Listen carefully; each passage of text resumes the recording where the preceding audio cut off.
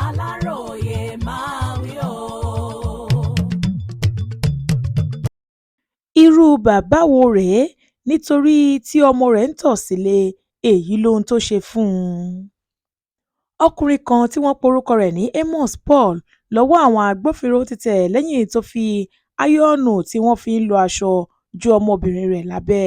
ìṣẹ̀lẹ̀ yìí wáyé nínú ilé ọkùnrin yìí tó ń gbé lágbègbè Unohun Npeme níjọba ìbílẹ̀ Ọ̀wọ̀ lọ́jọ́bọ̀ Thursday ọjọ́ 16 oṣù keje ọdún 2026 tá a wà yìí. alūkkóró iléeṣẹ́ ọlọ́pàá ìpínlẹ̀ Ondo Àbáyọ̀mí Jimoh ló sọ̀rọ̀ yìí nínú àtẹ̀jáde tó fi ṣọwọ́ sáwọn oníròyìn lọ́jọ́ Ẹtì Friday ọjọ́ 17 oṣù keje yìí kan náà. Àbáyọ̀mí ní Amos hùwà ọ̀dájú yìí sọ́mọ bíbí inú ara rẹ̀ lórí ẹ̀sùn tó fi kan ọmọdébìnrin yìí tó jẹ́ ẹni ọdún 10 pé ó ń tọ̀ sílé láàárọ̀ ọjọ́ ìṣẹ̀lẹ̀ náà. Àbáyọ̀mí ní kò sẹ́ni tó máa rí ọmọbìnrin yìí nínú ìrora ńlá tó wà tí kò ní káàánú rẹ̀ pé ìtú burúkú tí bàbá rẹ̀ fi pa lórí ẹ̀ṣẹ̀ tí kò nítumọ̀ tó ní ọmọ òun ṣe.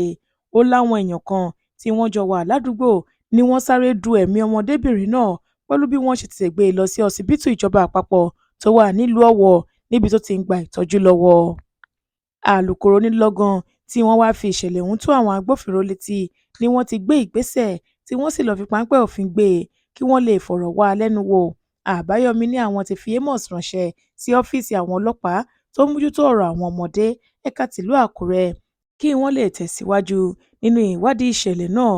ó ní bàbá yìí kò ní ṣàì fojú balẹ̀-ẹjọ́ lẹ́yìn tí ìwádìí bá ti parí tán kó lè lọ́ọ́ ṣàlàyé kíkún lórí ìdí tó fi hùwà ọ̀dájú sí ọmọ rẹ̀. Olúṣèyẹ Ìyíáde ló ṣe àkójọpọ̀ ìròyìn yìí fún ìkànnì Aláròyé Online TV.